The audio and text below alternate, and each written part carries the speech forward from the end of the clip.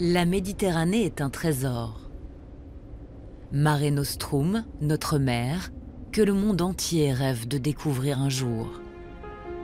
La Méditerranée, c'est 1% de la totalité des océans dans le monde, mais c'est 10% de ce qu'on appelle la biodiversité marine.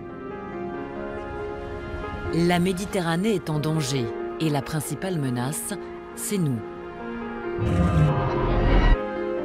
Nous qui sommes toujours plus nombreux à nous bousculer sur ses rives. La Méditerranée est une mer fermée. C'est-à-dire que la moindre catastrophe écologique, ça ne dure pas 15 ans, ça dure 100 ans, 200 ans, 500 ans. Une mer d'une richesse exceptionnelle dont tout le monde veut sa part. Certains voient même en elle un nouvel Eldorado. C'est une richesse qui attire le monde entier, qui attire des activités économiques de plus en plus nombreuses, et en même temps, personne n'en prend soin.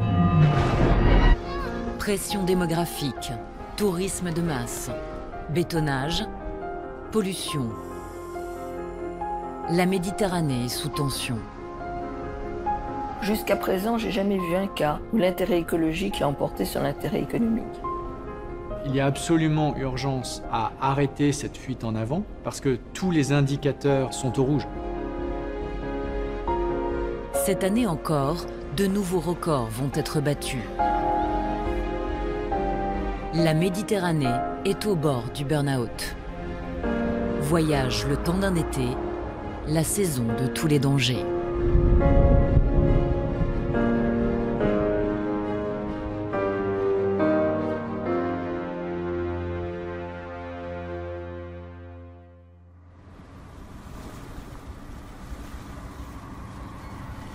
C'est au pied de la chaîne des Pyrénées, sur la côte du Languedoc, que la famille Zaragoza pêche depuis des générations. André sort chaque nuit, pendant la saison d'été, à la recherche de sardines.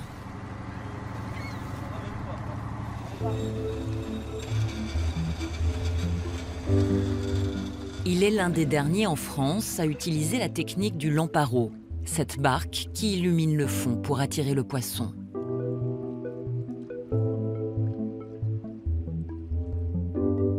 On a vu quatre bulles de sardines là, sous le canot, et on va attendre maintenant que ça se ramasse. Voilà. Il n'y a pas grand-chose pour l'instant. Quand on sort le soir, on ne sait pas ce qu'on va ramener. La sardine. Elle tient son nom des navigateurs grecs qui la pêchaient en abondance au large de la Sardaigne dès l'Antiquité. Cela fait 2000 ans qu'elle est l'emblème de la Méditerranée et de sa cuisine.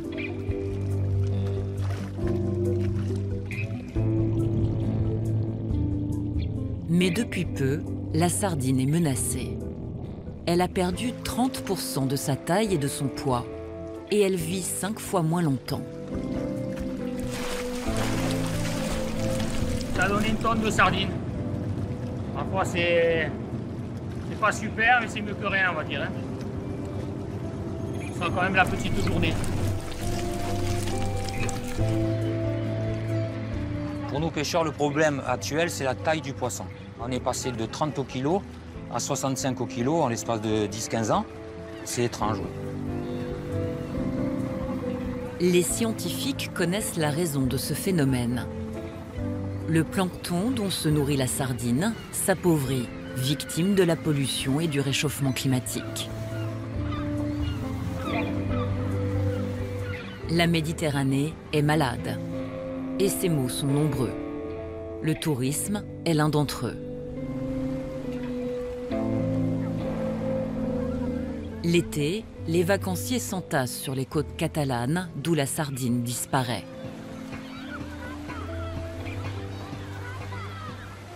Chaque année, 300 millions de personnes se disputent un coin de sable en Méditerranée.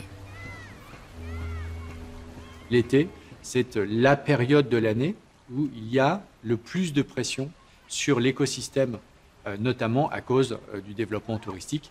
Aujourd'hui, la Méditerranée, c'est la première destination touristique au monde. Un tourisme de masse qui défigure les paysages côtiers, qui abuse des ressources de la mer et aggravent la pollution de l'air et de l'eau. Il continue pourtant à se développer à un rythme inquiétant.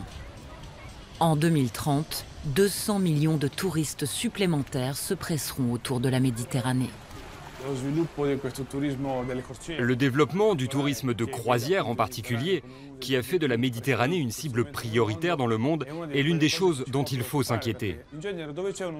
Parce qu'en général, quand une activité économique se développe de façon très rapide, l'expérience montre que l'on ne se rend compte des conséquences sur l'environnement qu'une fois que le mal est fait.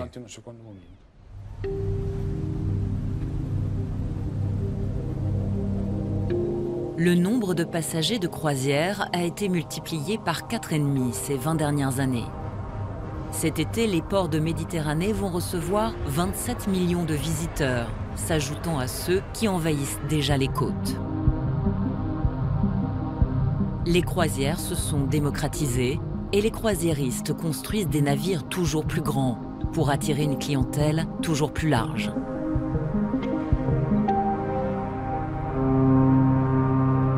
Les États riverains, eux, se battent pour capter cette nouvelle manne.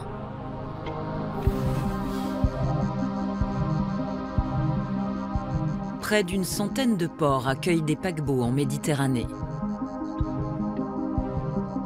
Ils étaient 2 fois moins il y a 10 ans. L'Espagne est le pays qui a misé le plus gros sur la croisière. Elle compte à elle seule 24 ports.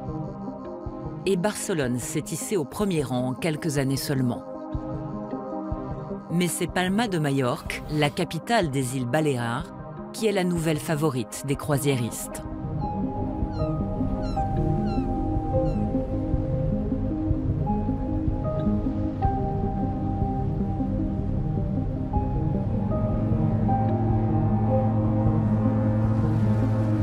Aujourd'hui, il n'est pas rare de voir 5 paquebots à la fois dans le port de cette ville de 400 000 habitants.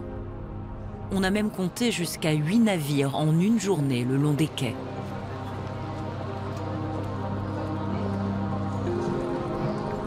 Pendant l'été, une déferlante de passagers envahit le centre historique et s'ajoute au flot des vacanciers, provoquant l'exaspération de la population et des écologistes locaux.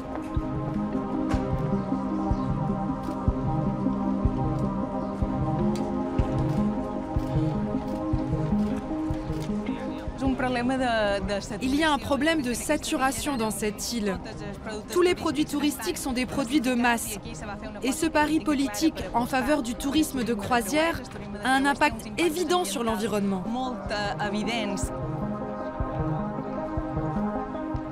De Venise à Barcelone, en passant par Santorin, la population s'insurge contre cette invasion.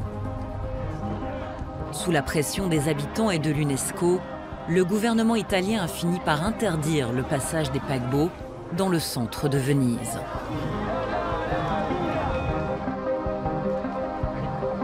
Et la résistance s'organise. À Majorque, des représentants d'autres ports sont venus soutenir les habitants de Palma. Quand on parle de villes qui vivent d'une économie de tourisme, on devrait plutôt parler de villes qui risquent de mourir du tourisme.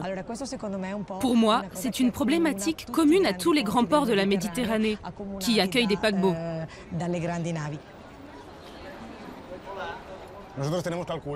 Nous avons calculé qu'un bateau comme celui-là, qui peut contenir 7000 personnes, c'est l'équivalent de la population de mon quartier. Ça veut dire que c'est comme si mon quartier tout entier se déplaçait chaque jour d'une ville à une autre, avec tout ce que ça suppose. La consommation, les déchets, l'impact sur les villes, tout cela est surdimensionné. Ça n'a pas de sens. En l'espace de 15 ans, Palma a dépassé Venise pour devenir le 3e port de croisière de Méditerranée, passant de 500 000 à 1 700 000 passagers par an. Le bras armé de cette conversion à marche forcée, c'est Juan Gual de Torrella, le président de l'autorité portuaire des Baléares, l'organisme public qui gère les ports de l'archipel. Des dizaines de millions d'euros ont été investis dans la construction de nouveaux quais ainsi que d'un terminal pour les passagers des paquebots.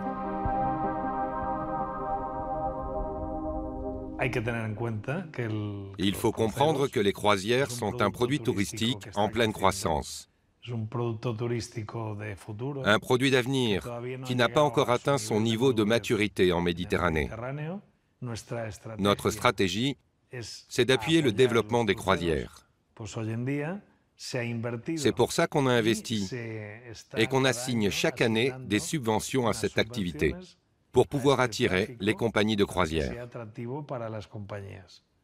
Cette stratégie s'inscrit dans une politique globale de l'État espagnol.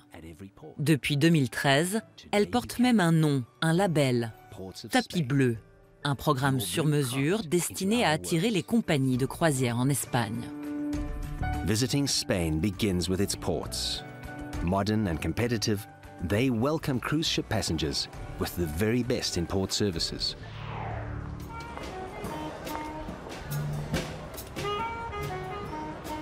Chaque année, Majorque bat des records.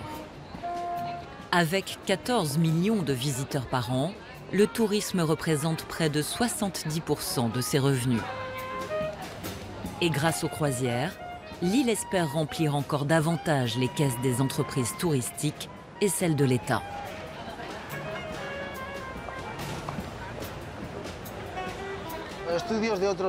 Les études réalisées dans d'autres ports disent que les passagers des croisières pouvaient dépenser jusqu'à 80 ou 90 euros par jour. Mais aujourd'hui, on serait plutôt à 30 ou 40 euros, parce que le prix des croisières est de moins en moins cher. Par conséquent, leurs clients ont moins de pouvoir d'achat. Ce qui les intéresse, c'est de se balader, de se payer une glace et de retourner sur leur bateau. Ce n'est pas un tourisme rentable pour nous.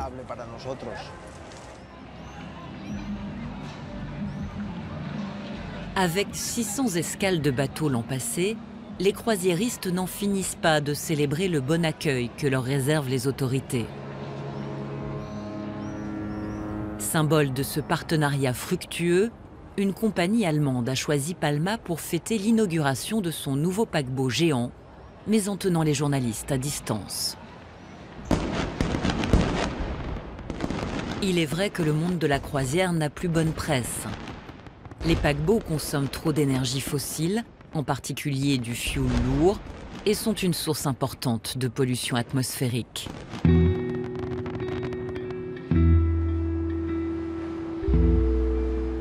Au petit matin, à l'heure où les boîtes de nuit ferment, deux hommes s'affairent devant les grilles du terminal des paquebots. Le professeur Axel Friedrich est un scientifique spécialiste de la pollution atmosphérique. Avec lui, Daniel Rieger, membre de l'association écologiste allemande NABU, qui a fait de la lutte contre la pollution des bateaux de croisière l'un de ses chevaux de bataille.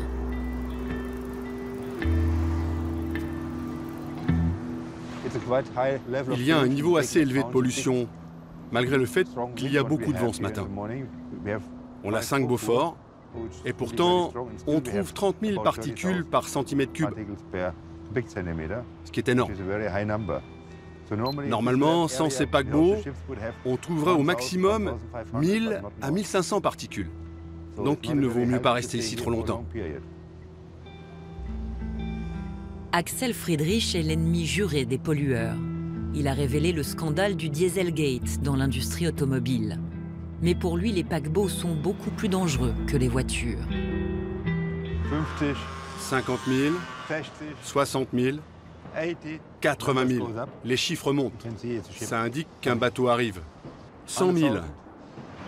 On peut le sentir, c'est clair. On est au bon endroit. Si je peux le sentir, c'est qu'on est au moins à 30 000.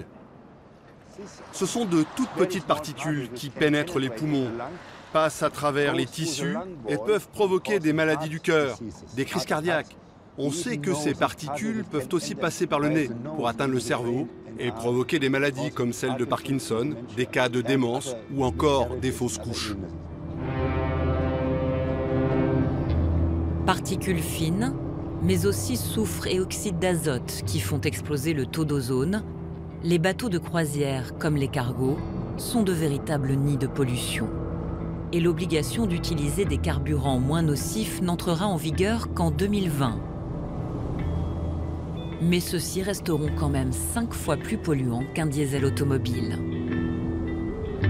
Et ces parcs d'attractions flottants tournent 24 heures sur 24, même à quai, pour alimenter l'éclairage, l'air conditionné, mais aussi les distractions les plus énergivores comme les casinos, les patinoires ou les simulateurs de surf.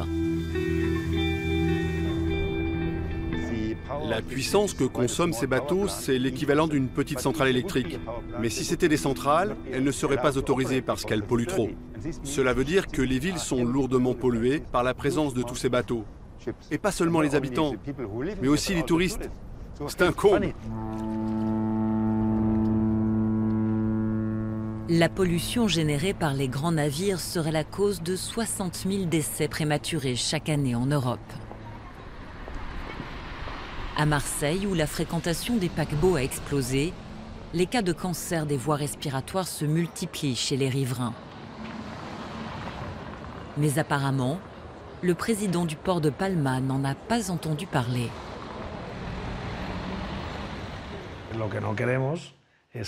Nous ne croyons pas que les paquebots soient une source de pollution. Mais j'ai vu des études qui disent qu'à Marseille ou à Barcelone, il y a de la pollution atmosphérique. Je ne les ai pas vues. En tout cas, pas à Palma. Oui, parce qu'elle n'existe pas. À Palma, nous sommes en train de poser des capteurs un peu partout. Et à partir de là, on parlera sur la base de données. On ne parlera pas avec des approximations ou sous le coup de l'émotion. La logique pour nous, ça aurait été que cette étude soit faite avant de tout miser de façon aussi radicale sur l'augmentation du tourisme de croisière. Ce n'est pas normal d'évaluer un problème une fois qu'il est là pour savoir si on en veut ou pas. Les résultats de l'étude, annoncés pour l'automne 2017, n'ont toujours pas été publiés. Les croisiéristes mettent en avant leurs efforts pour rendre les bateaux moins polluants, comme le remplacement à terme du fioul par du gaz liquide, la mise en place de filtres pour limiter l'émission de particules ou l'installation de branchements électriques sur les quais.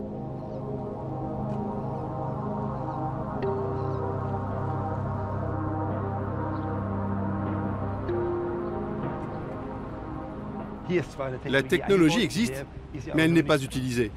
Il y a un énorme travail de lobbying de ces compagnies et de leurs syndicats pour empêcher que les mesures nécessaires soient votées, alors qu'ils prétendent tout faire pour préserver l'environnement. Mais si l'on regarde de près, ils n'ont changé que des petites choses. Par exemple, l'utilisation d'ampoules LED. Le plus important, c'est-à-dire le filtrage des émissions de gaz, ils ne le font pas.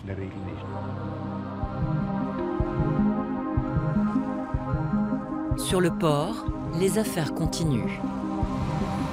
Les travaux ont repris, avec comme ambition d'accueillir les plus gros paquebots du monde. Plus de 350 mètres de long.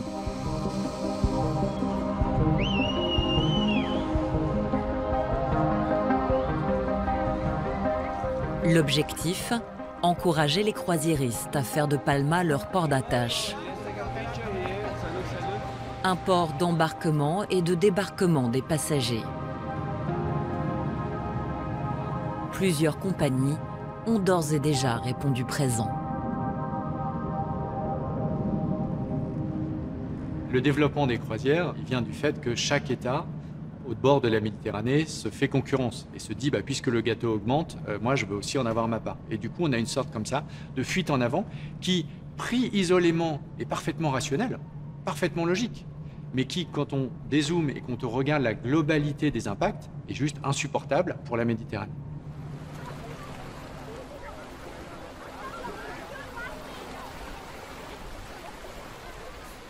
On ne peut pas continuer avec une fréquentation touristique qui augmente, qui augmente, qui augmente. Les sites ne le permettent pas. Notre système économique ne repose que sur les flux. Je fais rentrer beaucoup d'argent, mais je ne me rends pas compte de la manière dont je détruis mon patrimoine dans le même temps.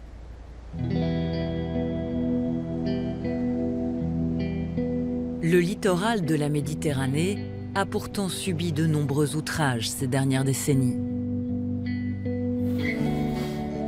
Le bétonnage initié par le général Franco a commencé dans les années 60 en Espagne. Puis dans les années 70, la France et l'Italie ont suivi l'exemple pour avoir leur part de la manne touristique. Ensuite, le béton a conquis les côtes de Croatie, de Grèce, de Turquie et de Tunisie dans les années 80 et 90. Aujourd'hui, une myriade de stations balnéaires et de marinas a envahi le bassin méditerranéen. Mais l'appétit des promoteurs immobiliers est sans limite. Entre 2005 et 2025, il est prévu de bétonner 5000 km supplémentaires de littoraux. Donc on voit bien qu'on est là aussi dans une fuite en avant. On est incapable de tirer les leçons du passé. On est incapable de mettre une limite.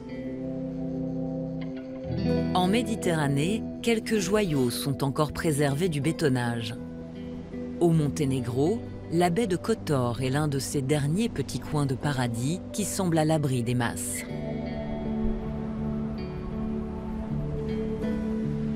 Ce site majestueux, le seul fjord de Méditerranée, est classé au patrimoine mondial de l'humanité par l'UNESCO.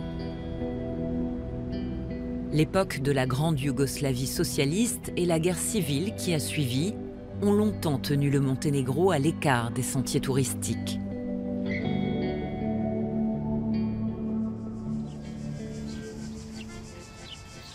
Dans ce pays de 620 000 habitants, indépendant depuis 2006, on a parfois l'impression d'admirer la Méditerranée d'autrefois.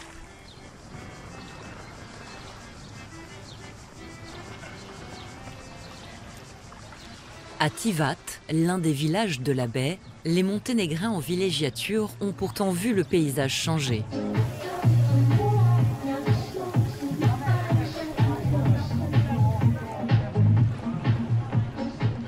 Un projet immobilier de luxe, la marina de Porto Monténégro, est sorti de terre en quelques années.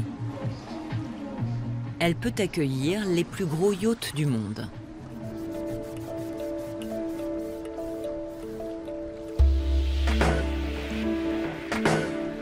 Paparazzi et mendiants sont tenus à l'écart pour le plus grand confort des clients.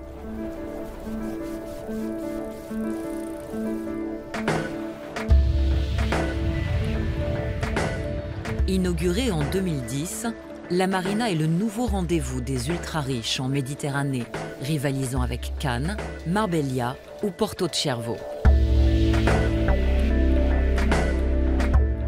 Dans ses films promotionnels, Porto Monténégro vante ses appartements de luxe, vendus jusqu'à 3 millions d'euros. 100 fois le prix d'une maison dans le village voisin. Un hôtel 5 étoiles, des restaurants et des boutiques de luxe accueillent millionnaires et badauds.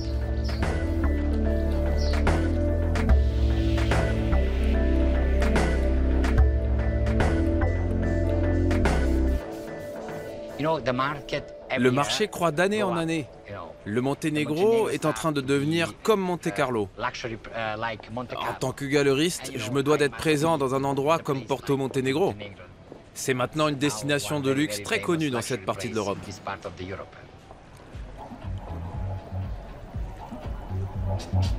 Ce soir, la fête s'achèvera par un défilé de mode et une dégustation de vin au bord de la piscine du Yacht Club.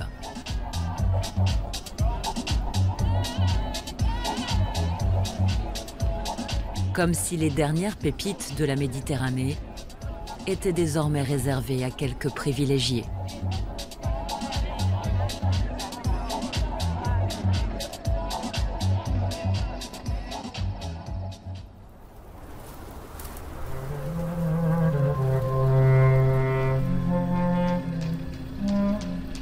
L'histoire de Porto Monténégro commence en 2005, à Podgorica, la capitale aux accents d'architecture post-soviétique.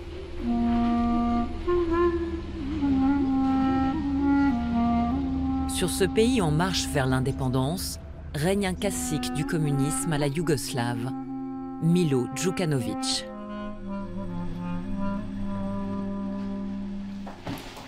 Son plan, privatiser les entreprises nationales afin d'attirer les capitaux étrangers et de remplir les caisses du futur État.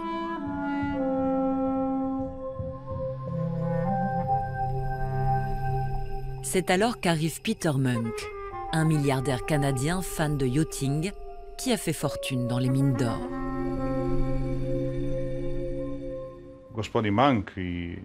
Monsieur Munk et ses associés voulaient construire une marina de luxe pour les méga-yachts, avec l'ambition que ce soit la meilleure de toute la Méditerranée. Et ils ont travaillé leur projet pour qu'il soit plus attractif que les autres marinas du même genre. Pour notre gouvernement, c'était très important de soutenir cet objectif. Et c'est ce que nous avons fait. Munk et ses associés, le français Bernard Arnault et l'anglais Lord Jacob Rothschild, jettent leur dévolu sur le vieil arsenal militaire de Tivat, un site qui emploie 1200 personnes, la quasi-totalité de la population active de la ville.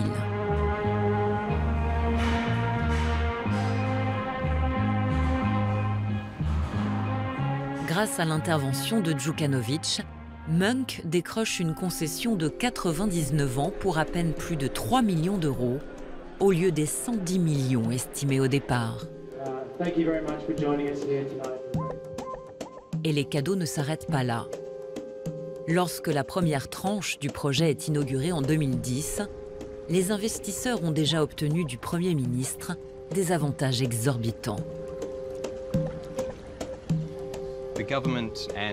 Le gouvernement et Peter Munk ont négocié dans ces 10 dernières années des lois et règlements favorables à l'industrie du yachting au Monténégro.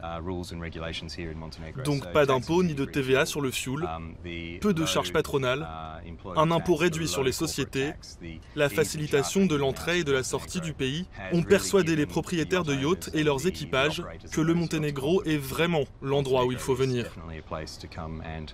Nous avons une station essence qui vend du carburant à 45% moins cher que le prix au détail. Les plus gros de ces yachts peuvent contenir 4, 5, voire 600 000 litres, donc pour eux, l'économie est conséquente. Plusieurs centaines de milliers d'euros économisés à chaque plein. À Porto Monténégro, la station essence ne désemplit pas. Et les pompes sont capables de débiter jusqu'à 1000 litres de fioul par minute. Partout dans le monde, le luxe est taxé. Mais au Monténégro, c'est le contraire. On prend aux pauvres pour donner aux riches. C'est Robin des Bois à l'envers. Porto Monténégro jouit d'une sorte de statut d'extraterritorialité dans ce pays. Et puis on assiste à des situations comme celle que vous pouvez voir là, avec ce bateau qui accoste. Il va pouvoir se mettre à quai sans avoir effectué aucune formalité.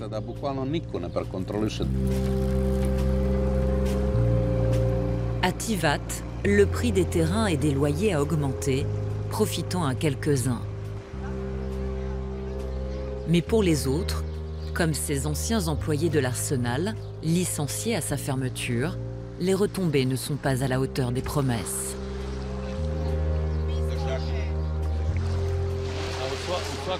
Porto Monténégro est devenu l'emblème de Tivat. C'est vrai que c'est plus beau, plus exclusif, plus moderne qu'avant. Mais nous, on a besoin de vivre de quelque chose et de travailler quelque part. Ce projet n'a généré que très peu d'emplois. J'ai 3 enfants et aucun d'entre eux n'a de chance de travailler là-bas. Alors qu'ils auraient trouvé un emploi à l'Arsenal, s'il était encore là.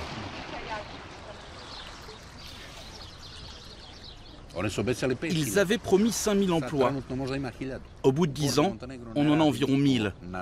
Et ce sont des emplois précaires. Presque personne n'a de contrat permanent. Les gens d'ici sont employés comme marins, femmes de ménage, serveurs, c'est-à-dire des jobs plutôt peu qualifiés et mal payés. Dans son contrat en 2006, Peter Munk promettait également de dépolluer entièrement le site de l'ancien arsenal. Le gouvernement avait même brandi cet engagement pour justifier le choix de l'homme d'affaires canadien. Le nettoyage n'a jamais eu lieu. Il y a toujours 9000 tonnes de sédiments pollués par des métaux lourds au fond de la marina. Et cela a été confirmé par des analyses récentes. Peter Munk a revendu Porto Montenegro en 2016 au Fonds souverain de Dubaï. Le montant du contrat, tenu secret, est estimé à plus de 200 millions d'euros. Une belle affaire pour le milliardaire. Les nouveaux propriétaires émiratis profitent des mêmes avantages que Peter Munk et poursuivent son plan d'agrandissement du site.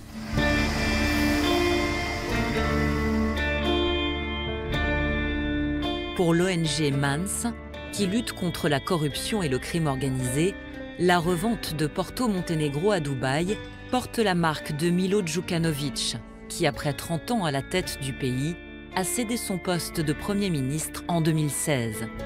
Mais il est toujours président du parti au pouvoir. Il serait stupide de croire qu'après 30 ans de pouvoir, il n'est pas le maître incontesté de tout ce qui se passe au Monténégro. Et nous savons également que sa famille est sérieusement impliquée dans ces contrats de privatisation, à commencer par son frère, qui est propriétaire d'une banque qui a fourni des prêts, non seulement à des investisseurs, mais aussi à des mafieux. Il y a aussi sa sœur, qui est avocate, et dont le cabinet représente la plupart des investisseurs étrangers. Milo Djukanovic a été classé parmi les 20 dirigeants politiques les plus riches du monde en 2010 par le quotidien britannique The Independent, qui révélait l'origine douteuse de sa fortune. Il a également été inculpé en 2003 en Italie par une commission anti-mafia. Et un consortium de journalistes d'investigation lui a décerné en 2015 le prix de la plus grande personnalité du crime organisé. Quelle est votre réponse à ces allégations? C'est très simple. Ce sont des critiques politiciennes. Ce qui me gêne avec ce genre d'argument, c'est que quand ça va trop loin, cela nuit aux intérêts du pays.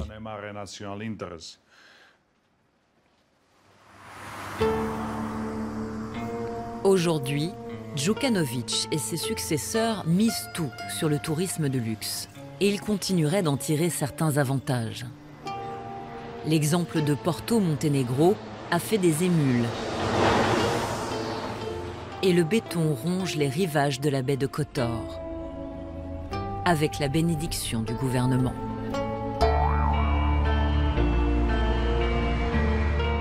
En pleine construction, le projet le plus colossal s'appelle Porto Novi, financé par d'obscurs investisseurs originaires d'Azerbaïdjan.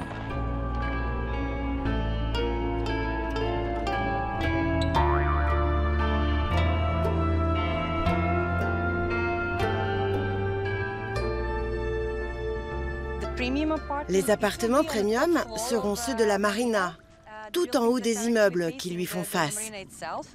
Ce seront les appartements les plus luxueux, avec piscine privée sur la terrasse, des produits d'exception. Et leur prix moyen sera de 8 millions d'euros. 8 millions d'euros. Qui peut acheter ces appartements, selon vous? Ceux qui aiment profiter de la vie, qui aiment les belles choses, qui aiment la nature et qui, bien sûr, ont de l'argent.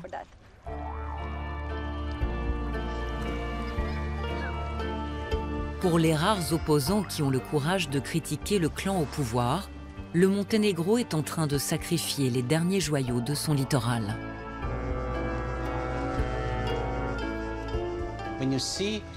Quand on découvre la côte aujourd'hui, on voit qu'ils se sont vraiment comportés en prédateurs. Nos dirigeants sont même prêts à risquer d'être rayés de la liste de l'UNESCO pour garder les faveurs des investisseurs. l'UNESCO en 2016 a adressé un avertissement à l'État monténégrin, menaçant de retirer la baie de Kotor de son classement, fait extrêmement rare dans l'histoire de cette institution. Mais cela n'a pas suffi à remettre en question les chantiers en cours.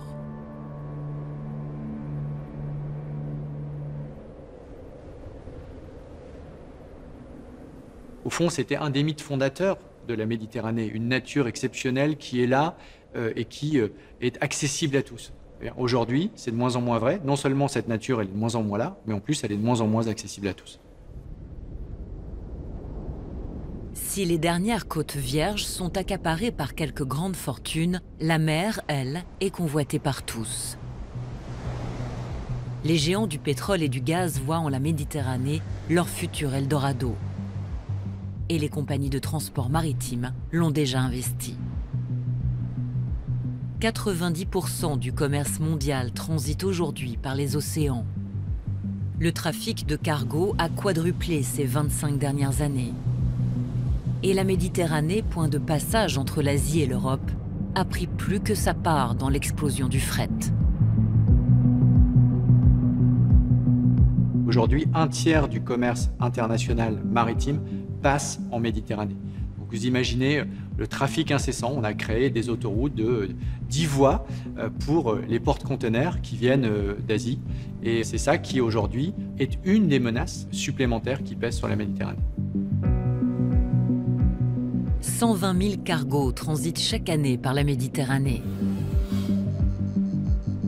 Avec le doublement de la capacité du canal de Suez en 2016, le trafic va encore augmenter de 4% par an.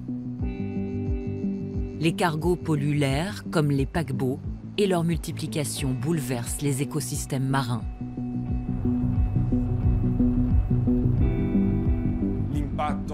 L'un des impacts de ce trafic, c'est la perturbation qu'il crée chez les espèces marines, notamment à cause du bruit des moteurs.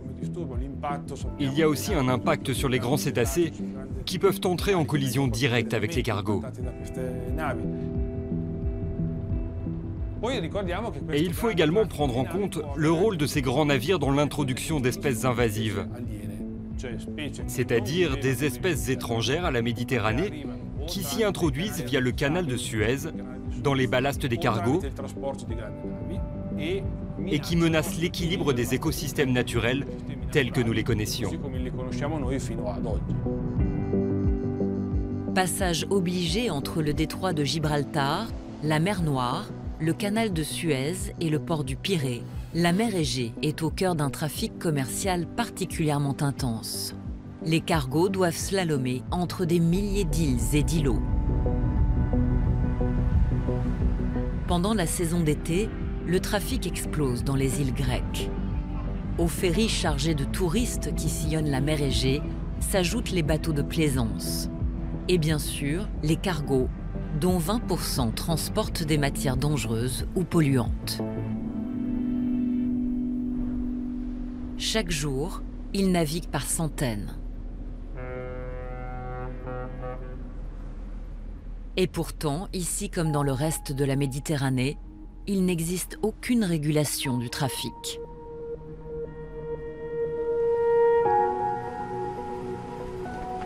À l'est de la mer Égée, dans les îles du Dodécanèse, des citoyens engagés sonnent l'alarme.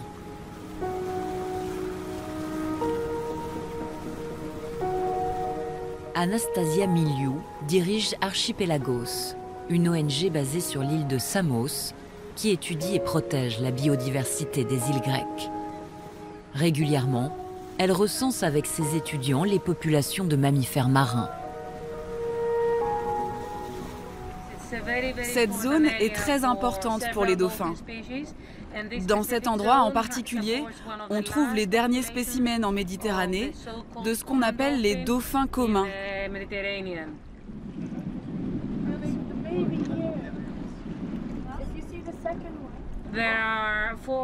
Ici, il y a en tout 4 espèces de dauphins, 3 espèces de baleines et une importante population de phoques moines de Méditerranée.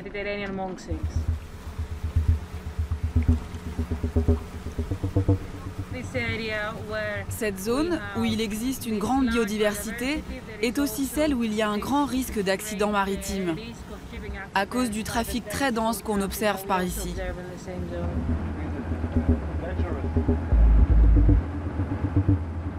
Le capitaine Theodoris Tsimpidis est un ancien de la marine marchande. Il y a 20 ans, il a tout quitté pour créer Archipelagos. Il nous emmène vers l'ouest, dans un détroit qu'affectionnent les cargos qui remontent vers la mer Noire, une zone à haut risque.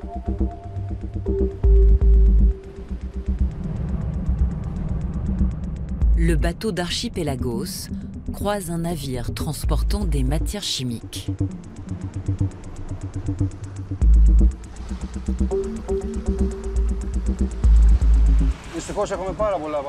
Malheureusement, il y a de plus en plus de ces bateaux qui passent par là. Et ici, précisément, les conditions sont vraiment mauvaises, 60 à 70% du temps. Tellement mauvaises que même si on avait tout le matériel nécessaire, on aurait du mal à gérer un accident. Pour moi, depuis 18 ans que je vis ici, c'est un cauchemar. Littéralement, c'est notre cauchemar. Tsimpidis a navigué sur tous les océans. Il sait mieux que personne à quel point la mer Égée est dangereuse, non seulement à cause de ses milliers d'îles, mais aussi de la météo capricieuse et des vents puissants qui y soufflent toute l'année. Pourtant, jusqu'à présent, seule l'approche des ports du Pirée et de Thessalonique fait l'objet d'une régulation du trafic. Regardez cette image. C'est le trafic en temps réel. Tous les bateaux qu'on voit ici sont en mouvement. Ceux en vert sont des cargos, donc des cargaisons sèches ou des containers. Et en rouge, ceux qui voyagent par centaines en ce moment même et qui transportent du pétrole ou des dérivés du pétrole. Il y a aussi un autre type de cargaison, les cargaisons dangereuses, et celles-ci ne sont pas spécifiées. On ne sait même pas quel bateau les transporte. Ils vont dans toutes les directions, alors qu'ils devraient être sur des trajectoires maritimes précises et séparées en fonction de leur direction. Mais comme on voit ici, ils vont où bon leur semble. C'est le chaos total. Résultat, cette zone concentre à elle seule la moitié des accidents maritimes. Ces dernières années, on en dénombre des dizaines, plus ou moins graves. Une quinzaine rien que l'an passé.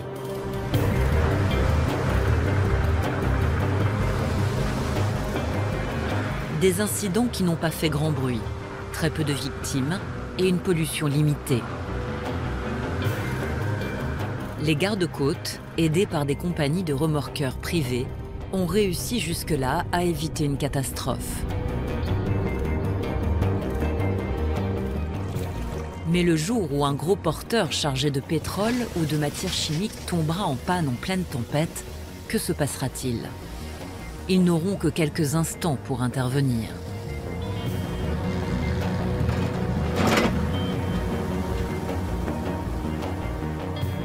En 2011, un cargo chargé d'engrais chimiques a coulé au large de Samos.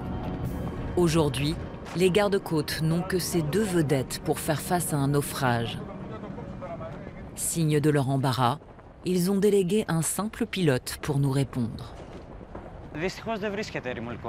Malheureusement, on n'a pas de remorqueur sur l'île.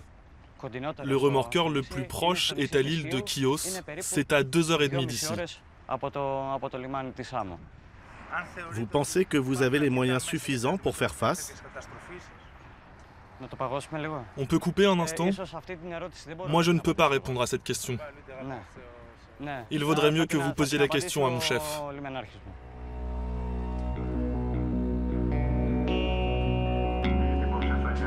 Le siège des gardes-côtes grecs est basé au port du Pirée. Là aussi, leurs responsables ont bien du mal à rassurer.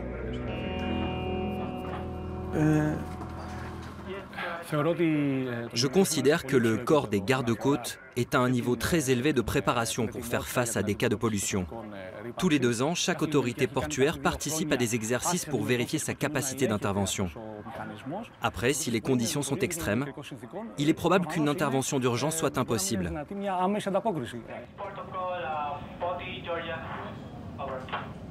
2 jours après cette interview, alors que les conditions météo étaient excellentes, un petit tanker coulait en pleine nuit juste en face du Pirée, à Salamina, suite à une erreur de l'équipage.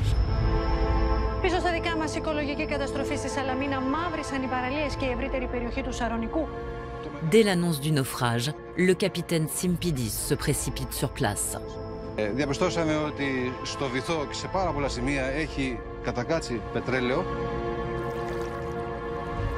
Dans les jours qui suivent, et malgré la proximité des secours, les Grecs assistent impuissants à l'arrivée du pétrole sur les plages d'Athènes. Les autorités sont montrées du doigt.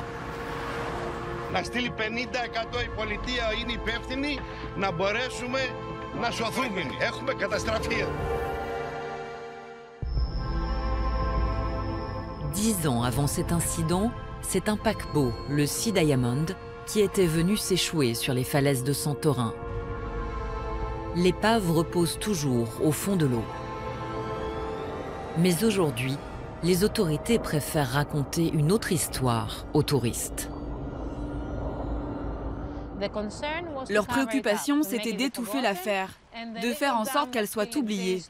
Et les petites bouées qui restent pour empêcher des fuites résiduelles de pétrole sont présentées aux touristes comme une ferme aquacole. C'est vraiment révoltant. Et aucune mesure n'a été prise depuis pour empêcher qu'il y ait un prochain Sea Diamond.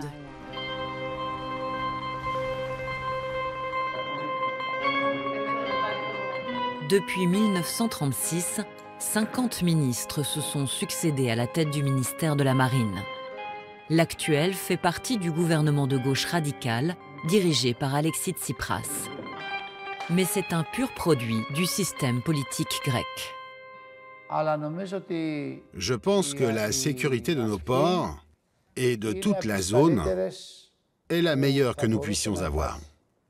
Mais je reconnais qu'il y a peut-être eu des retards, des faiblesses ou des lacunes. Nous sommes déterminés à améliorer tout ça. Et en même temps, nous pensons que la croissance du transport maritime sur nos mers est une bonne opportunité pour la croissance de l'économie grecque.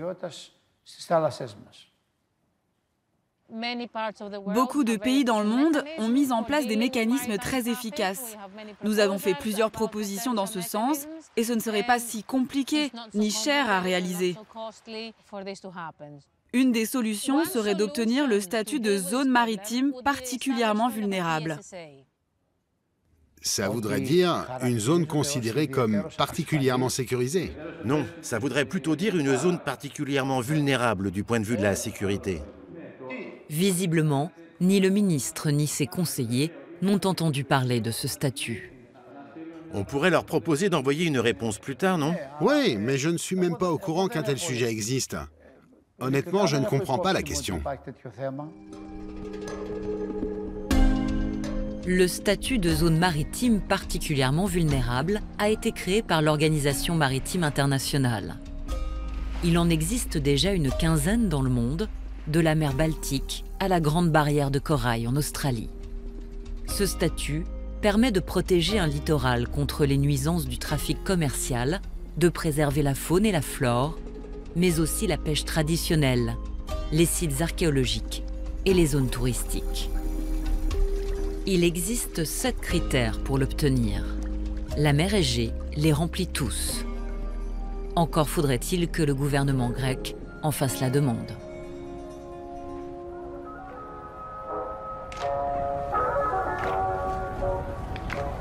Pas question pour Athènes de nuire à la principale industrie du pays, le tourisme.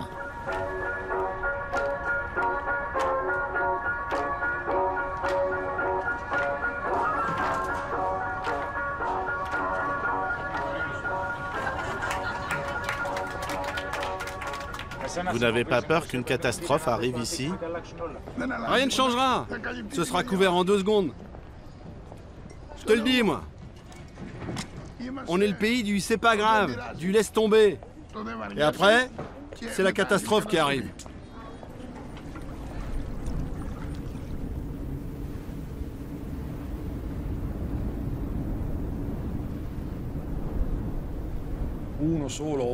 Un seul accident, même minime, peut avoir des conséquences très graves.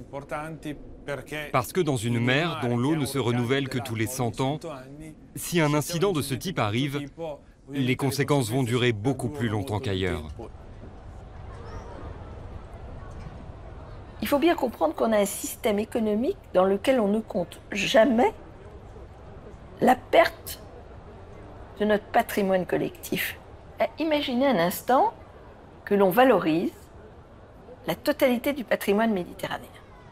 Qu'ensuite, on compte le coût porté à ce patrimoine par toute destruction. Je ne suis pas sûre qu'on aurait la même vision de la vie. L'urgence à protéger la Méditerranée est d'autant plus grande que ses côtes sont surpeuplées. 150 millions de personnes vivent sur ces rives, la moitié de la population des pays du bassin. Et on y dénombre déjà 20 villes de plus d'1 million d'habitants.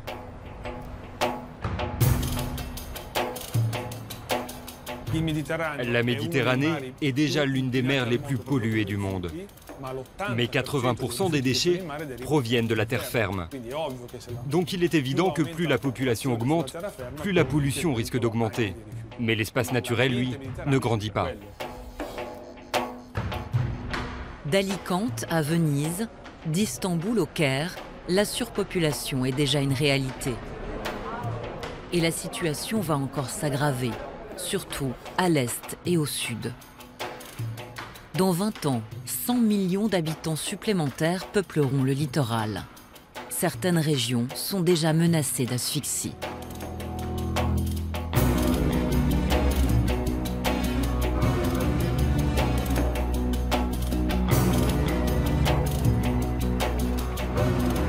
Le Liban, pays de 6 millions d'habitants, à peine plus grand qu'un département français, l'une des plus fortes densités de population au monde.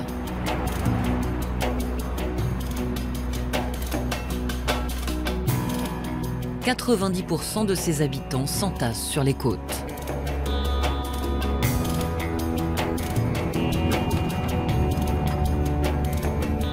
Sami Chami, pêcheur à Tripoli, la deuxième ville du pays, ne décolère pas contre cette montagne de déchets qui trône entre le centre-ville et la mer.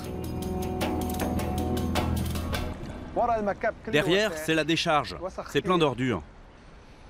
Il y a beaucoup de déchets et de mauvaises odeurs. Et dans la rivière, juste à côté, ils jettent beaucoup d'ordures aussi. Ils ne les enterrent pas. Du coup, elles finissent dans la mer. Des fois, quand il y a du vent, tu ne peux même plus sortir tes filets de l'eau tellement ils sont remplis de déchets. La mer est enterrée sous les déchets.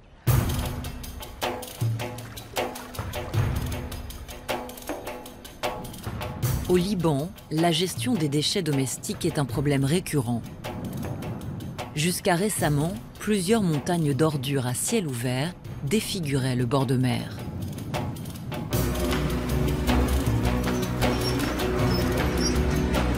Celle de Saïda, au sud du pays, était devenue une verrue et un désastre écologique, avant d'être fermée sous la pression de l'opinion publique.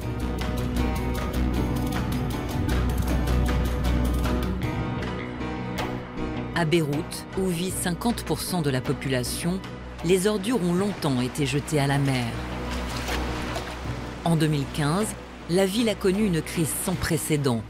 Faute de décharges disponibles, les ordures n'ont pas été collectées pendant 8 mois.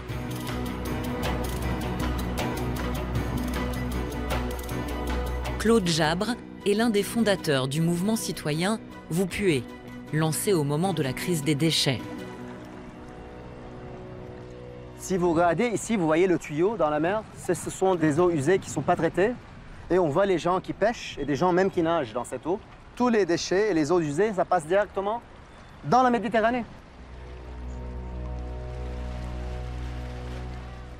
Chaque été, ça devient de pire en pire. On entend toujours qu'il y a des gens qui passent dans les hôpitaux et les médecins, ils voient des brûlures, des gens qui ont des virus, des maladies qui sont vraiment étranges pour eux. Ils n'ont jamais vu ça. C'est surréel, ça, ce qui se passe. On nage dans les ordures et dans les eaux usées. Le résultat de décennies d'incurie de la part des autorités. Il en va de même pour la gestion des déchets domestiques.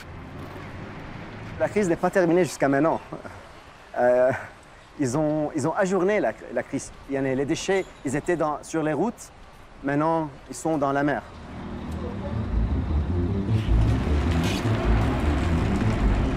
La solution trouvée par le gouvernement libanais, c'est d'enfouir les 750 tonnes de déchets que produit Beyrouth chaque jour dans des remblais construits sur la mer.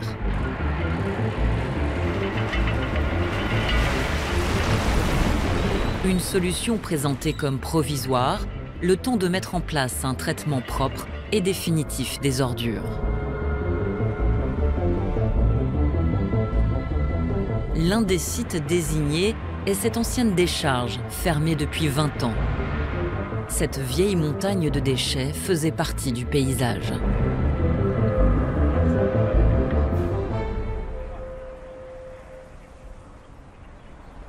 Le site compte non pas un, mais 2 remblais construits sur la mer, sur 500 000 mètres carrés. Derrière les digues sont enfouis les anciens déchets censés être inoffensifs. Et dans ces cellules blanches et étanchéifiées, les ordures ramenées chaque jour de Beyrouth.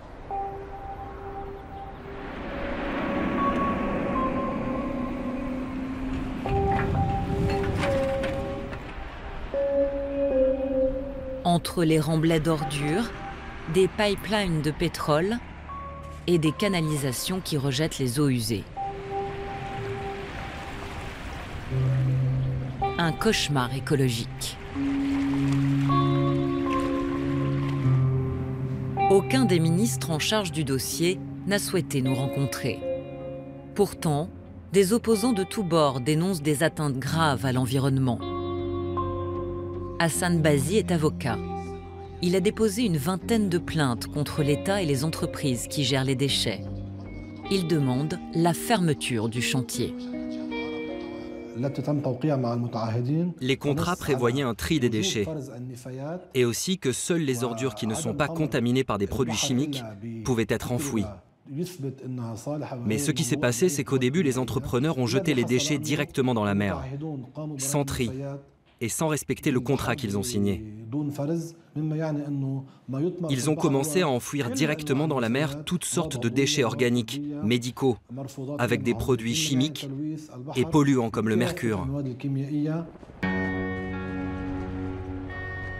Coincé entre les silos de pétrole et la décharge, le petit port de Dora voit s'activer les camions du chantier.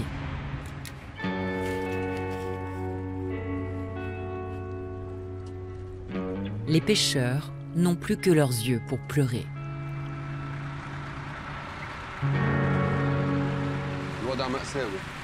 La situation est dramatique, vraiment dramatique. Il n'y a rien, pas de poissons. Il y a des déchets dans la mer. Cette pollution, il n'y en avait pas avant. C'est eux qui ont pollué la mer. C'est sûr que maintenant, avec la pollution, il n'y a presque plus de poissons. Car le poisson ne vient pas là où c'est pollué. Quand ils font ces remblais, ils anéantissent l'habitat des poissons, là où ils pondent leurs œufs, parce qu'ils pondent leurs œufs près de la côte.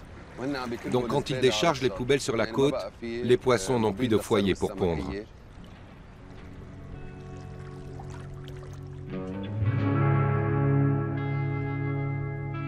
Sur le chantier, 18 mois après le début des travaux, certains camions amènent encore des déchets non triés, une violation flagrante du contrat. Pire, le remblai se comble beaucoup plus vite que prévu. Au lieu de 900 tonnes annoncées, ce sont 1500 tonnes qui sont déchargées chaque jour. À ce rythme, la décharge, qui devait fonctionner 4 ans, sera bientôt saturée. Le maire de Beyrouth promet de mettre en place un tri à la source, des usines de recyclage et un incinérateur, d'ici 3 ans, si tout va bien. En attendant, une nouvelle crise des déchets se profile. C'est un problème dont nous sommes tous conscients. Donc, il nous faut imaginer une nouvelle solution temporaire. On peut en savoir plus? Nous considérons toutes les options. Vous pouvez nous en dire plus? Ce serait prématuré de vous révéler des détails sur le plan, parce que ce n'est pas encore un plan. On n'a pas confiance dans cette classe politique, même au maire de Beyrouth. Moi, je sais que le ciel, il est bleu, mais si le maire, il me dit le ciel, il est bleu, j'ai pas confiance. On est arrivé à ce bout, il n'y a pas de confiance. Et à chaque fois, ils passent à la télé, ils disent on a des solutions, et on sait que c'est une solution pour gagner plus de temps. Et ça n'a rien à voir avec l'écologie ou quelque chose de durable ou économique ou écologique.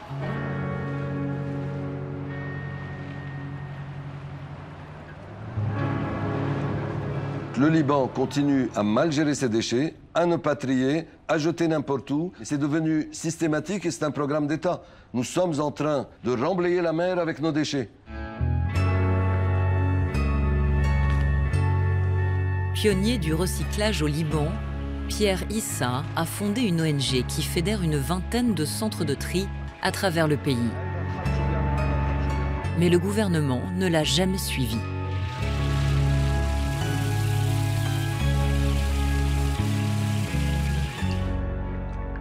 Pourquoi ils ne veulent pas changer? Ils ont l'impression qu'ils vont en tirer moins de profit.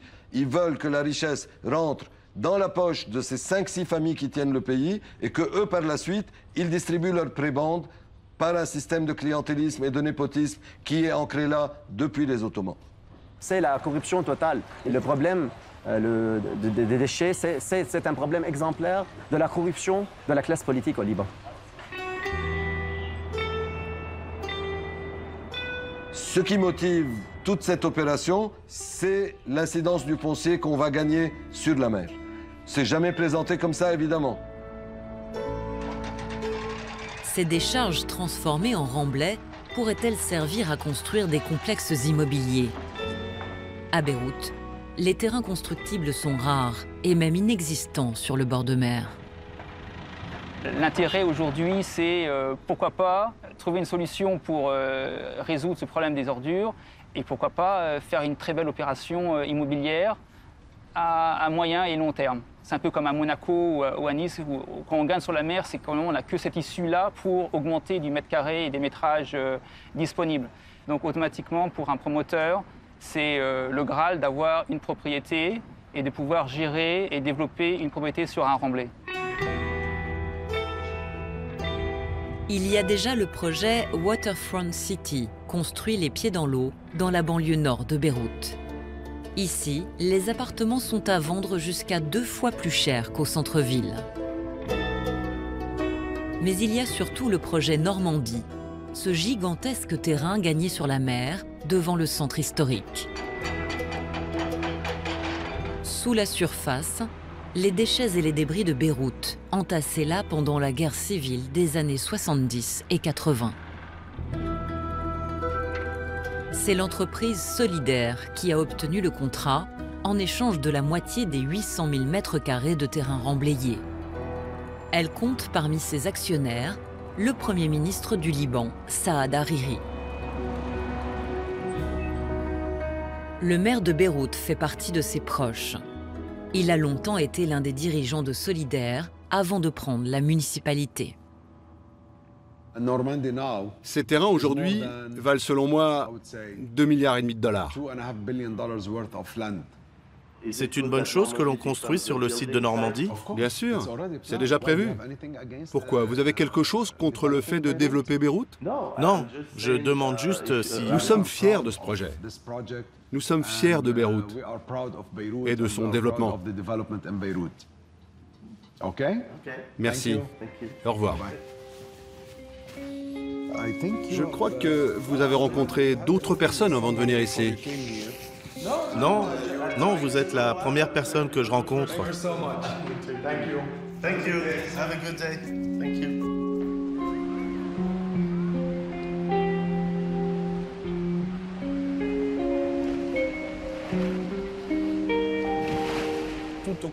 Dans tout ça, on n'a pas pris en compte le phénomène de la montée des eaux. Donc ce n'est pas une chose bien intelligente que de concentrer toute la population sur les côtes.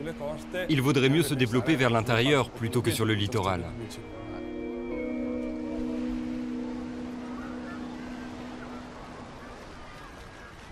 Je suis tout à fait consciente de la manière dont le lobbying et la corruption ont envahi la sphère publique d'un certain nombre de pays, ce qui explique que les mesures qui devraient être prises ne le sont pas. Jusqu'à présent, j'ai jamais vu un cas où l'intérêt écologique l'a emporté sur l'intérêt économique. Je l'ai pas vu.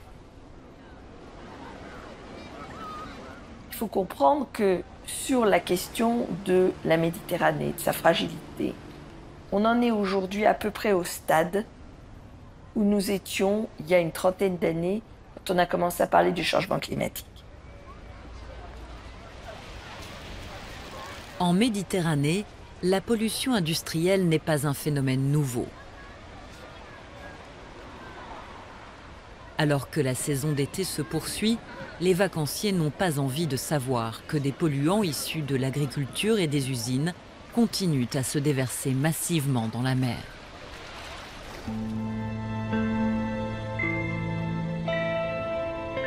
De grosses implantations sont présentes sur tout le littoral.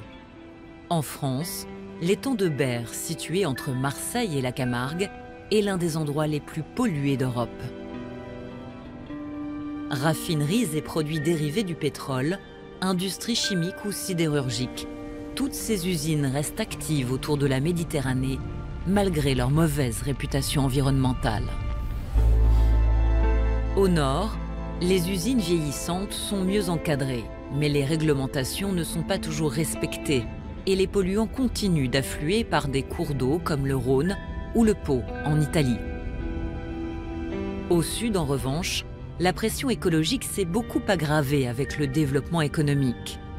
Les industries polluantes s'y sont relocalisées, comme en Libye, en Algérie et en Tunisie, dégradant un environnement jusque-là préservé.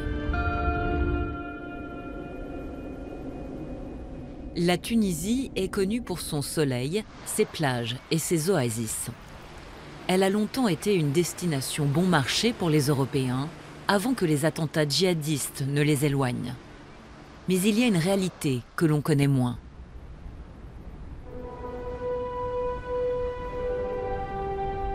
Au sud du pays, à 80 km des plages de Djerba, le site industriel de Gabès exploite la principale ressource naturelle de la Tunisie, le phosphate. Il sert à fabriquer de l'engrais qui sera exporté en Europe et dans le monde entier. Une source de devises capitale pour la Tunisie, dont l'économie est fragile.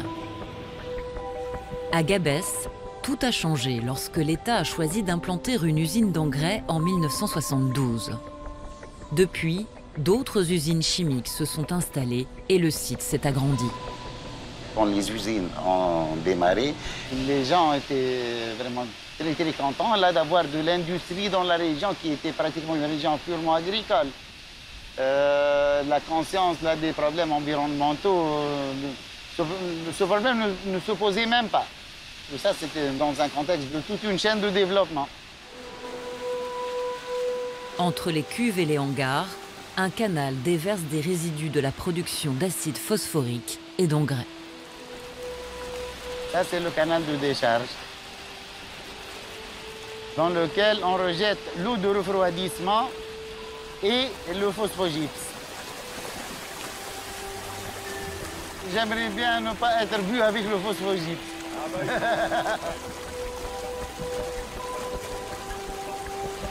Ça part vers la mer. Ça part vers la mer. C'est ça la principale source de pollution. Effectivement, de la mer.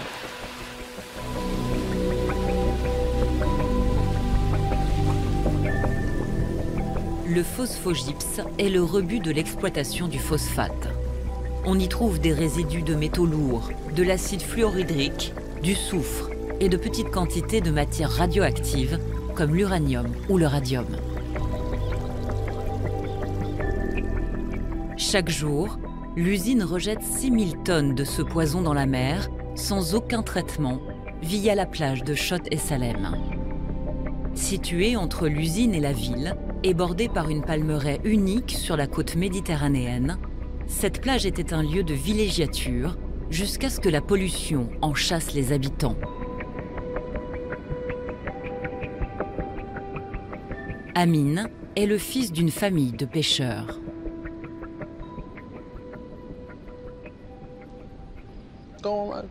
Tout est devenu noir. Regardez tout ce phosphate. Et il n'y a plus rien. Le sable a changé de couleur.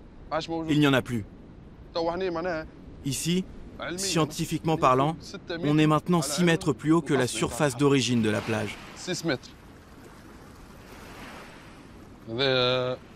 Et ça, ce sont des petites barques qui pêchaient ici. C'était le rêve pour tous les pêcheurs, parce qu'il y avait beaucoup de poissons.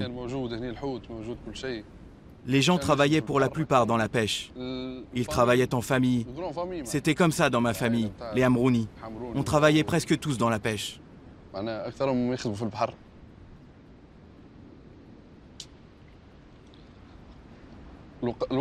Même petit, j'y allais aussi. Tout le monde y allait à l'époque.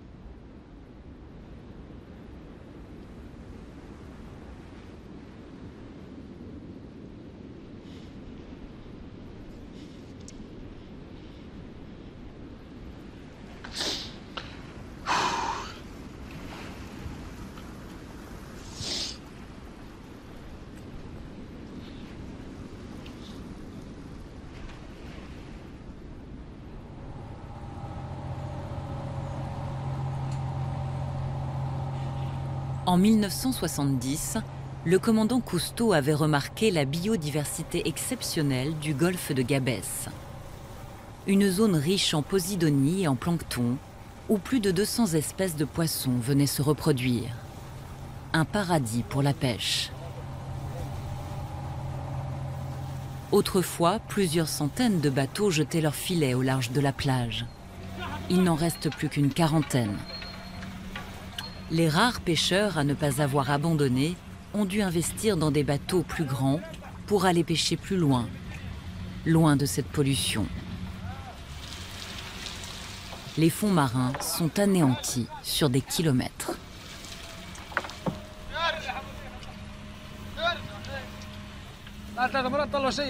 Là, avec ce qu'on a sorti, il y en a à peine pour nous. C'est nous qui allons le manger. Il y en a à peine pour 1 euro.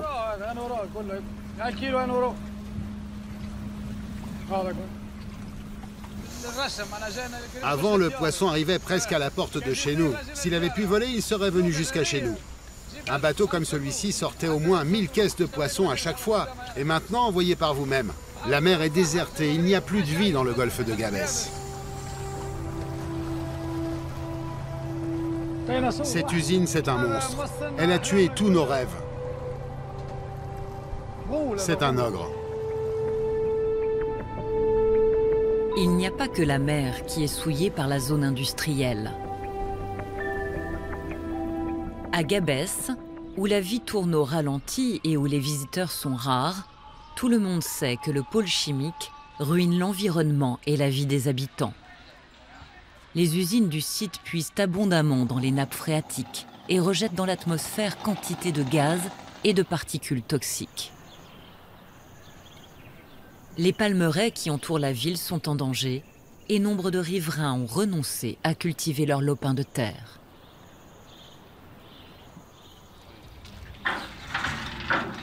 Par nostalgie, Amin et sa mère continuent coûte que coûte à essayer d'y faire pousser quelques plantes. Ici, avant, c'était un endroit magnifique. On plantait des melons, des tomates, des salades, de la laitue.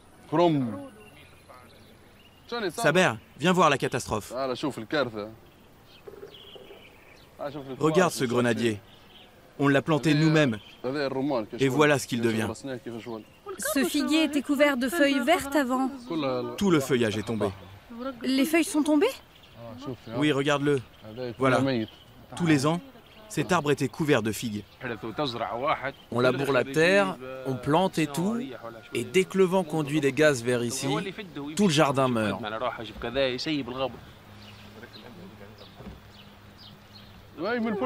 C'est quand ils vidangent leur système. Ils sortent de l'acide, du gaz. Du gaz qui nous brûle. Quand ça arrive, tu le sens. Tu sens la brûlure sur ta peau.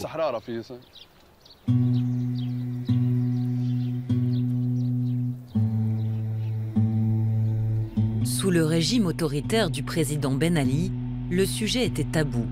Pas question de critiquer le groupe chimique tunisien, l'entreprise publique qui gère le site et apporte de précieux revenus à l'État.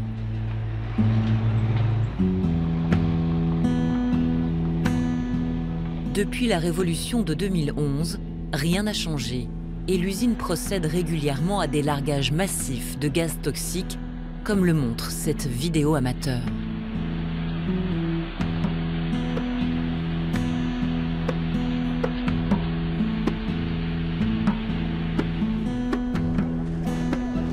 Mais avec la fin de la dictature, la colère a surmonté la peur et les riverains de l'usine se mobilisent. De nombreux collectifs citoyens se sont constitués pour recueillir la parole des victimes et tenter d'obtenir la fermeture immédiate de toutes les unités polluantes du site.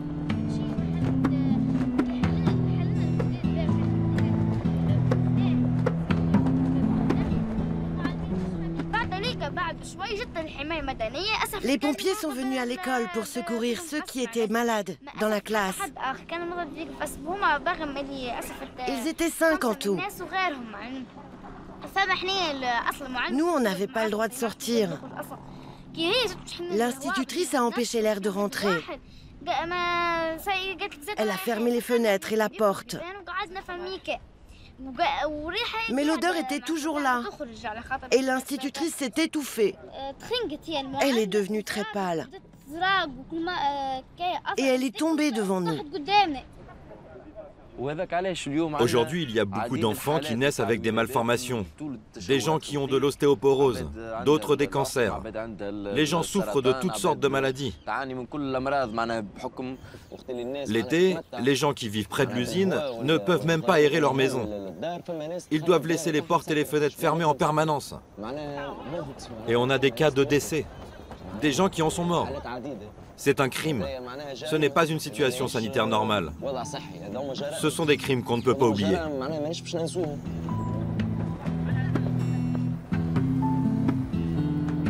Pour essayer d'acheter la paix sociale, l'État et le groupe chimique distribuent au coup par coup des subventions, des indemnisations et des emplois, tout en refusant de reconnaître leurs responsabilités dans ce drame de santé publique, malgré les cas de maladies graves et de décès.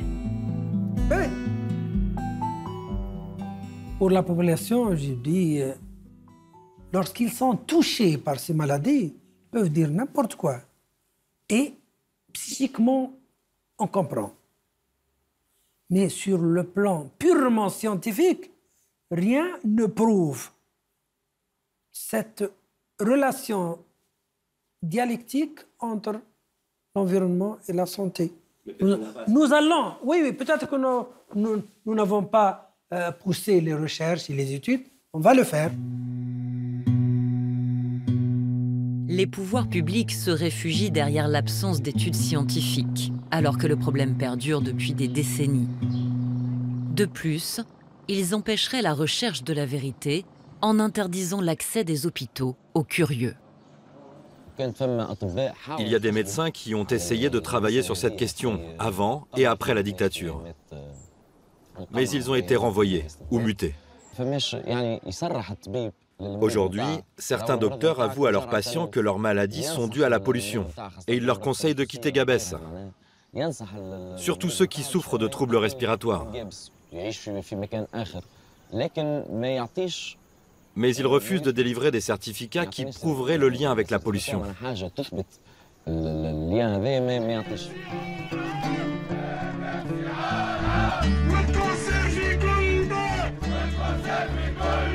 Au début de l'été 2017, la population s'est encore une fois rebellée. Les manifestations ont duré 2 jours. À l'origine de la colère, la promesse non tenue par le gouvernement de mettre fin au rejet de phosphogypse dans la mer. Acculé, il promet cette fois-ci de régler la question des émissions de gaz toxiques dans les 2 ans à venir. Et il s'engage à déménager toutes les unités polluantes d'ici 8 ans. Voilà, c'est très important. Donc, en tout et pour tout, c'est autour de 8 ans et demi. Max. Max.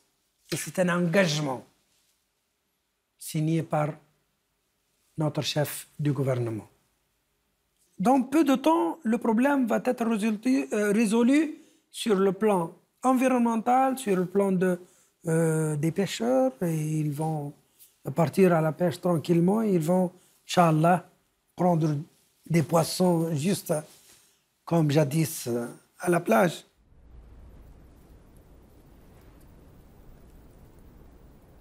Tout au long de ces dernières années, les promesses n'ont pas été tenues. Le calendrier n'a jamais été respecté. On veut des garanties et des dispositions qui engagent le gouvernement. Au-delà des promesses, c'est l'argent qui risque de manquer. Le déménagement des installations a été chiffré à 1,1 milliard d'euros. Le groupe chimique tunisien, qui traverse une crise majeure, a déjà annoncé qu'il ne pourra pas le financer seul, l'État non plus. Nous comptons sur nos amis européens, sur nos amis de la Méditerranée, sur l'Union européenne. J'en suis sûr que des dons vont être investis et fournis à la Tunisie pour ce projet-là. Je suis très optimiste.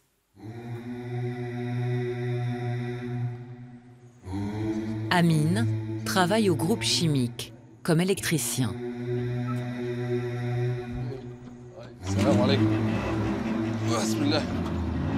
Plus de travail dans la pêche, ni dans l'agriculture. Le piège s'est refermé sur lui.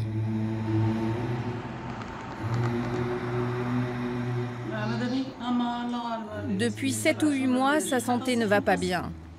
Il n'arrête pas de tousser, mais c'est comme ça. Je ne veux pas qu'il y aille. On est détruit psychologiquement. Et on pense même pas à l'avenir, à savoir comment sera l'avenir. Tu vois le petit assis comme ça?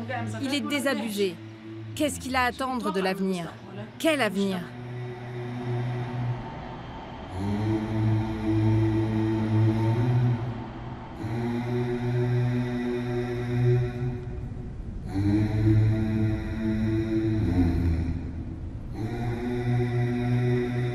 Ce qu'on a montré, c'est qu'en fait, quand on ajoutait l'ensemble des activités économiques qui utilisent la Méditerranée, la pêche bien évidemment, mais aussi le pétrole, le gaz, le tourisme, le trafic maritime et tous les autres, eh bien à la fin, on arrive à une situation où ce capital naturel exceptionnel qu'est la Méditerranée est sérieusement en danger.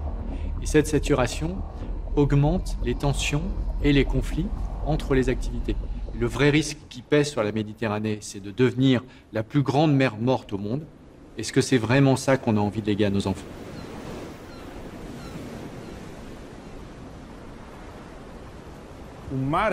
Une mer faite uniquement d'eau, mais sans vie sous-marine, ce n'est pas une mer.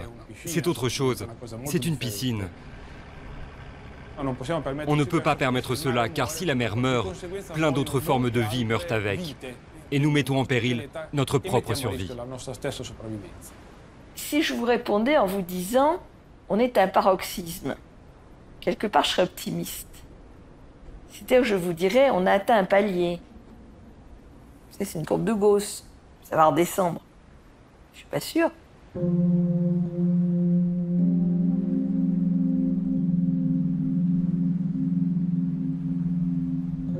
C'est un paradoxe qui explique une grande partie de la situation désastreuse dans laquelle on est sur la Méditerranée. C'est que c'est une richesse qui attire le monde entier et en même temps, personne n'en prend soin. Aucune organisation ne pilote l'organisation spatiale de la Méditerranée. Aucune organisation n'a comme responsabilité de la protéger. On est aujourd'hui en train de tuer la poule aux œufs d'or, en quelque sorte.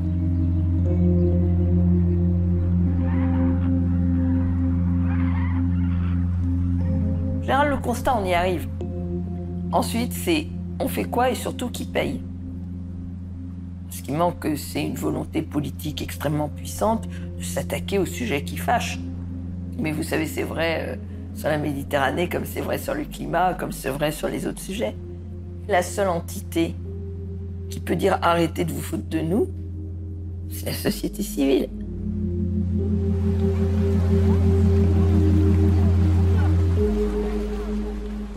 Est-ce qu'on peut sauver la Méditerranée?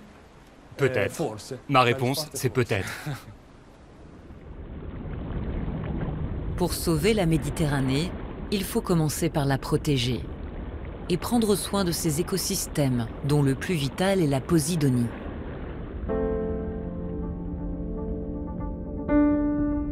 Cette plante aquatique endémique à la Méditerranée vit entre 5 et 30 mètres de profondeur. Elle abrite à elle seule 25% de la biodiversité. Elle est le lieu de nurserie de nombreux poissons et micro-organismes.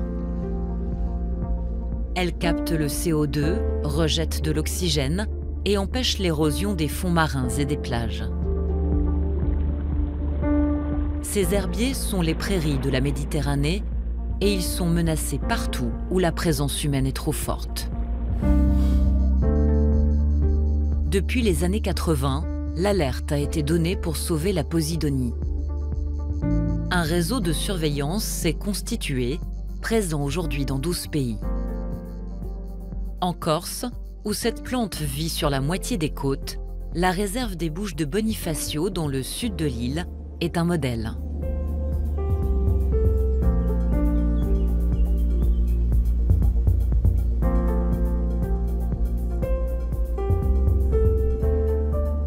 Créée en 1999, cette aire marine protégée n'a cessé de s'agrandir pour couvrir tout le sud de l'île.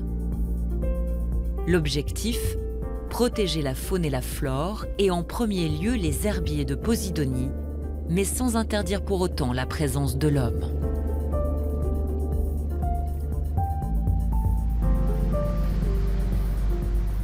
Alors que la saison d'été touche à sa fin, il suffit de plonger à quelques mètres de profondeur pour pouvoir admirer des espèces classées comme vulnérables. Et aussi d'autres que l'on croyait vouées à disparaître, comme le mérou brun, emblème de la Méditerranée, ou la langouste.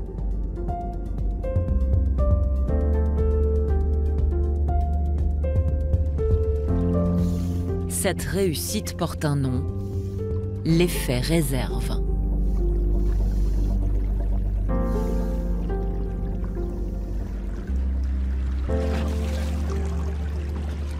Effet réserve, vous savez, c'est très simple. C'est très simple, c'est à peu près un facteur multiplicatif de 10 en 10 ans. En 10 ans, quand vous protégez la nature, vous arrivez à avoir 10 fois plus de biomasse, 10 fois plus de poissons, et vous avez vraiment un effet réserve qui peut être en mer extrêmement spectaculaire. Une aire marine protégée, c'est une véritable banque. C'est une véritable banque qui produit du poisson, qui produit de la biodiversité, qui cette biodiversité va être émise au gré des courants. Pour les poissons, il suffit de protéger les individus reproducteurs pour pouvoir avoir un bénéfice énorme dans les zones adjacentes.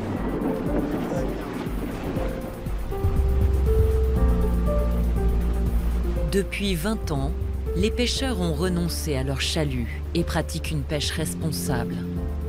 Les plaisanciers, de leur côté, ont appris à respecter les aires protégées. Des zones de mouillage ont été aménagées, comme ici sur les îles Lavezzi, afin d'empêcher que les prairies de Posidonie soient labourées par les ancres des bateaux.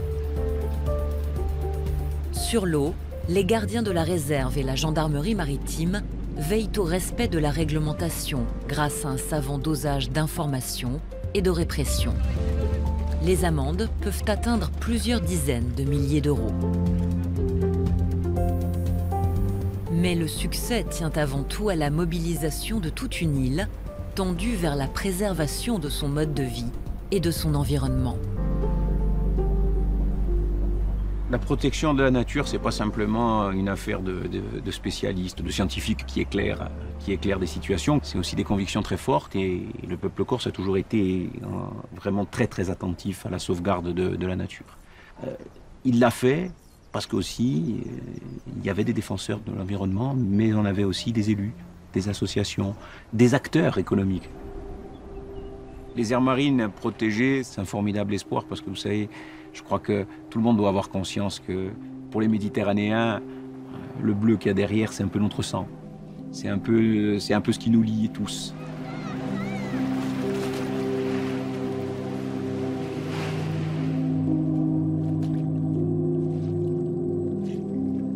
Depuis des siècles, la Méditerranée est le théâtre d'aventures humaines exceptionnelles.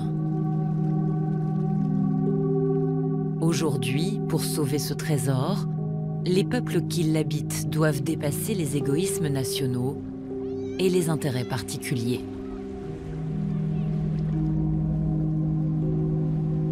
Et les prochains étés seront peut-être enfin plus doux pour la Méditerranée.